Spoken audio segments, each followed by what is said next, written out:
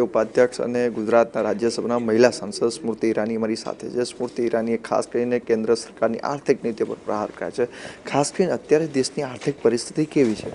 મને એવું લાગે છે કે દેશને અટલ બિહારી વાજપેયી અને ભાજપની સરકારે 8.6%ની ગ્રોથ રેટ ઉપર મૂકી રાખ્યું હતું, જેમાંથી દેશનું વધારેમાં વધારે વિકાસ થવાની સંભાવના હતી. પણ યુપીએ અને કોંગ્રેસની કુનીતિઓના લીધે આજે દેશની ગ્રોથ એનાથી અડધી થઈ ગઈ છે, 4% સુધી સીમિત થઈ ગઈ છે. અટલ બિહારી વાજપેયીજીની ભાજપની સરકારે દેશમાં 6 વર્ષમાં 6.5 કરોડ નોકરીઓ રોજગાર આપ્યું હતું, પણ યુપીએ 10 વર્ષમાં 2.7 મિલિયન જ એટલે 27 લાખ રોજગાર જ આપી છે. તો એમાંથી જ આપને ખબર પડે છે કે જે યુપીએ સરકારમાં, કોંગ્રેસની સરકારમાં ભ્રષ્ટાચાર બહુ વધ્યું છે, મોંઘવારી વધી છે, બેરોજગારી વધી છે.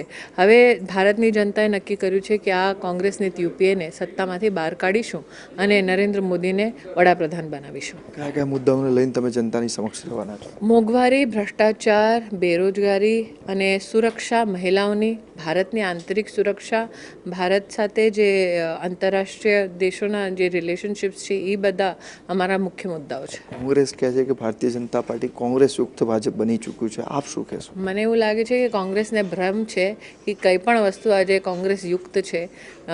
ભાજપામાં તો કંઈ કોંગ્રેસ છે જ નહીં, પણ ભારત પણ કોંગ્રેસથી મુક્ત બહુ જલ્દી સરકારે તમારા દ્વારા કોંગ્રેસ પક્ષના નેતાઓને, અન્ય રાજકીય નેતાઓને પક્ષમાં પ્રવેશ અપાયો છે. આપ શું કહેવા માંગો? હું એટલું જ કહીશ કે ઘણા બધા વર્ગોથી લોકો ભાજપમાં જોડાય છે.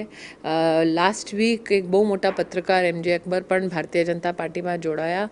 ભારતીય જનતા પાર્ટી માત્ર દેશમાં વિકાસ કરી શકે છે એવું માનવું હવે બધા માનવા માંડ્યા છે. એટલે અમે એવા લોકોનું પક્ષમાં સ્વાગત કરીએ છીએ જે પોતાના યોગદાનથી ભારતમાં વિકાસ કરી શકે. મેડમનું સ્પષ્ટપણે માનવું છે કે આ વખતે ચોક્કસપણે કોંગ્રેસની સરકાર જશે, ભારતીય જનતા પાર્ટીની સરકાર બનશે. કેમેરામેન કલ્પેશ રાણા સાથે હિતેન્દ્ર બારોટ, અમદાવાદ.